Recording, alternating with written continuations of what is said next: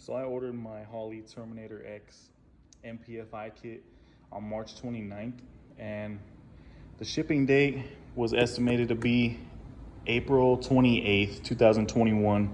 It's now May 14th, and luckily a local speed shop here in El Paso, Texas had these on the shelf.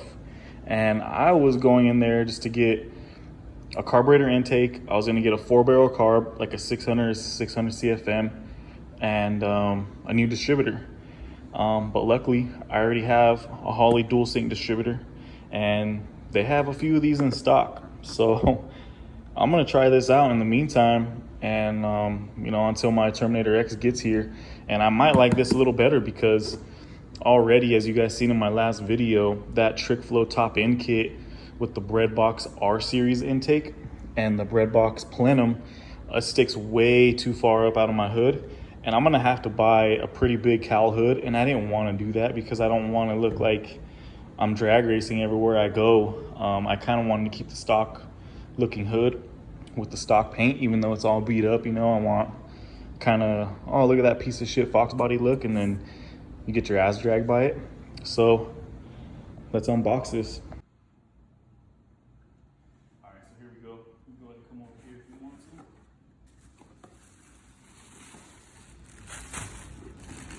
to. Looks like some of the harness. Everything looks to be labeled and everything, but I'm not gonna open all that up right now. It's like some gaskets and all your paperwork, some cool stickers. But I'll probably be rocking those. I don't like to put stickers all over my vehicle. Here goes the main piece right here. All they have is chrome in stock, and I'm perfectly fine with that. It's gonna look good sitting on top of the motor. Looks just like your regular carburetor, Sniper EFI. And I know these things are good to push some power, that's for sure. Like the butterflies. That. Got another box in here. Some more of the wiring harness. Looks like a little screen. O2 sensor. Coil driver, ignition coil driver. And then they sell this at this shop that I went to. It's called Car Parts Machine and Supply. They'll sell you all this right here plus your distributor for $14.99, not including taxes and all that stuff. But I already had the dual sync distributor, so they gave me a pretty good deal on this. And I simply told them that I was just running out of patience, waiting on my Terminator X. And they kind of laughed, but hey, it is what it is. And I've got a coil pack for it. Sniper EFI ignition coil. Put that back in there. Don't want to start losing all these parts. Keep everything together. And this is the computer for it. It's got a nice harness. That's one thing I do give the Holley, is that their wiring harnesses are nice and usually already all pre-labeled, ready to just plug and play, even though that's kind of a loose term to just be thrown around. But as you can see, everything is labeled, tells you what it's for. Here's the computer. It's gonna look nice, man. Hopefully I could stash it under the dash somewhere, or somewhere on the firewall where you can't see it, because I like everything to be tucked up real nice and clean, but also functional to where if you have a breakdown or you need to work on it or something like that, you are able to work on it. That's what I kind of love about everything. So there it is, the Holley Sniper EFI. We'll start. I'm gonna go and talk to a guy, the guy that actually worked at the speed shop. He had an intake for me that he had already bought that will fit this system, and he said that he bought it a couple weeks ago, and he's no longer gonna build his 351 Windsor build. So I didn't walk out with a brand new intake, but I'm gonna be picking one up later and we'll record that and check it out.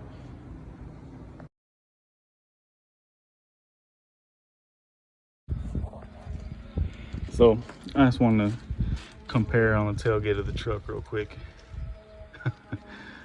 Look how much taller that thing is, man. If that doesn't clear the hood, I don't know what is going to, besides a really smaller dual plane intake. But the RPM range on this RPM air gap Edelbrock is perfect, so we'll see. I'm gonna throw it on top of the motor right now and just kind of test it, see if the hood clears. Well, everything's just kind of set on there. Looks good, and I'm pretty sure it's gonna clear. I don't know if I'll be able to fit my stock air cleaner off the 255, but I'll try. But here we go, here's nothing.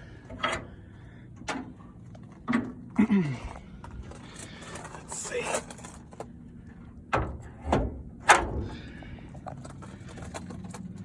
Oh yeah. Yeah, I don't think I'm running the air cleaner, but I got my hood to close now. I'm happy with that.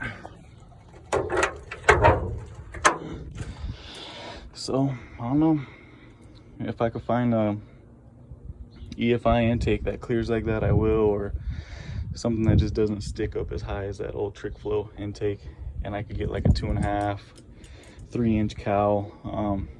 That'll look clean and look nice. I'm not trying to get a fucking big old drag racing cowl and can't even see stoplights and stuff with it, you know. I just want something nice and clean, looks good, kind of like how my white hatch was. Had a little cowl on it, even though it didn't need one, but it looked good. So there it is. This week I'll be popping the heads off, putting new head gaskets on. I got a new head stud kit for it. I'll be doing the valve lash on it after putting the heads back on. I want to check piston to valve clearance also, so that way when I get ready to throw a cam in it, I know about how much lift I'll have and how big of a cam I could throw into it. Or I might be buying a whole rotating assembly with pistons and new rings and everything, and go with higher compression, stuff like that. But for now, I just want to get it running and driving and cruising around. And yeah, I mean, don't look bad though. So today we're gonna be popping these heads off, popping off all the roller rockers and taking the rods out. And I'm gonna be retorquing this passenger side head and checking valve and piston clearance with a piece of Play-Doh, just so that way I know that with the stock bottom end and these rods and everything like that, if I have some room to throw in a cam, maybe like an E303 cam, nothing too crazy at first, you know, just mainly just for sound and maybe a little bit of bottom end torque. That's all I'm looking for, and to get it on the road here in the next week or two, if I don't hit any major snags or anything like that. Or who knows, you know, I bought this motor 3 or 4 years ago. I might fire it up and it could have a crack in the block or something, you know. Who knows what we'll run into, but we're gonna give it a try, and that's why I'm not throwing a bunch of money at it right now. I bought it with these heads and that Trick Flow intake and stuff like that, so the only things I really did was double roller timing chain, new harmonic balancer, and that's really it. Nothing too fancy. I got the transmission built, bought headers for it, and we're just gonna try and get it running for the summer. So let's see what happens.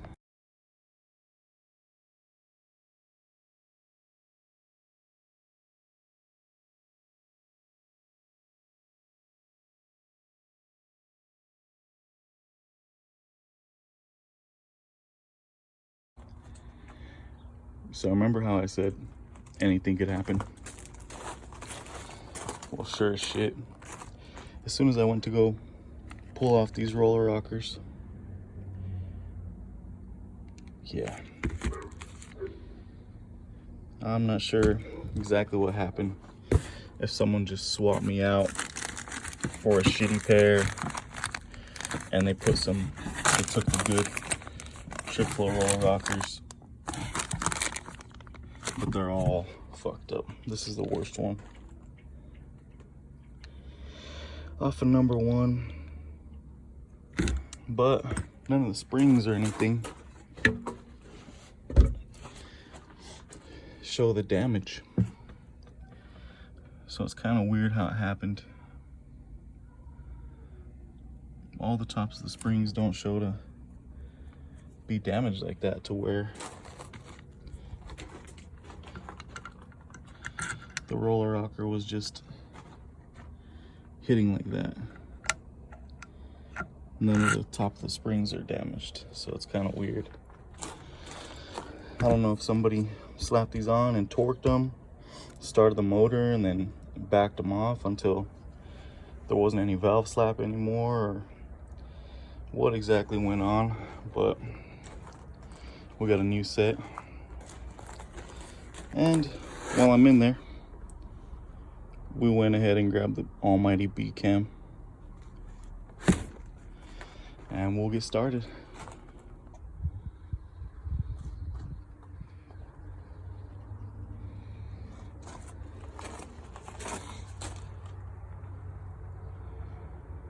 All we gotta do is pull out this driver's side, remove the timing cover, set it top dead center, and we'll be pulling this old cam out and see what we got. I'm guessing it's stock, but you never know, might be a aftermarket cam.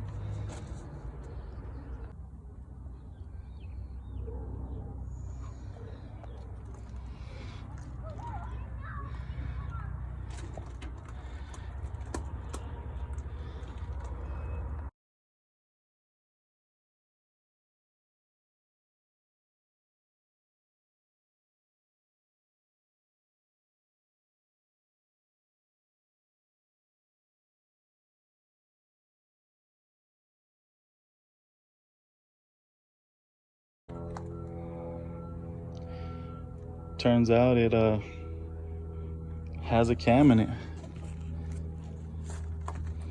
It's a Trick Flow Specialties 514-02000, but I'm not liking this metal that's stuck on the end of the cam. Like something got smashed between the cam and the back of the block and was just eating it up, but cam lobes look nice and clean.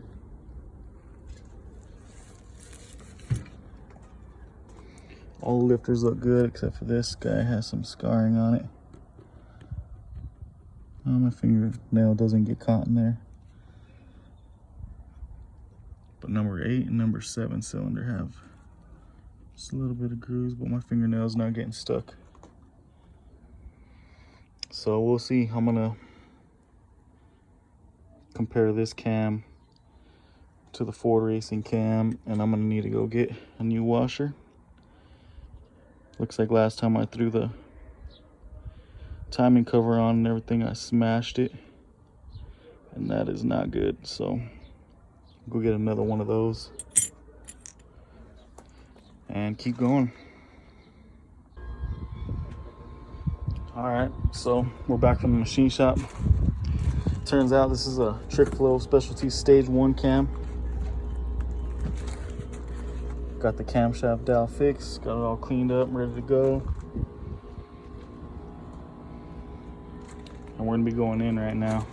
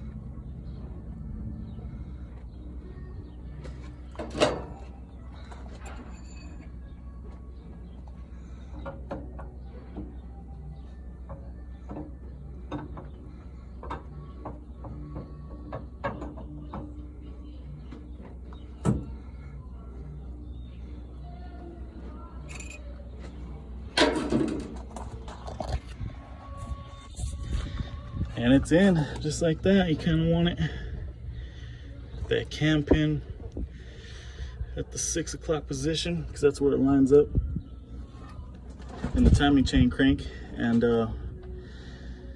we'll start putting the rest of this front of the motor together. So we got the cam back in, timing chain cover back on, harmonic balancer back on. Now we're gonna start throwing in the lifters and leave the old head gaskets on, and we're gonna tighten one head gasket down just good and snug. We're not gonna torque it or anything. And check piston and valve clearance, even though I'm pretty sure it's good. I mean, this cam was already running in it and everything like that, but if there's a little bit of room to grow with the bigger cam and stuff like that, hey, might as well do it. You know, we got the good rockers, good rods, got the good heads, so we'll see how it goes. Got number 2 pistons soaking, got the rest of them bagged up. These ones are already done, and hopefully we'll have the top end done by the end of today. We'll see how it goes.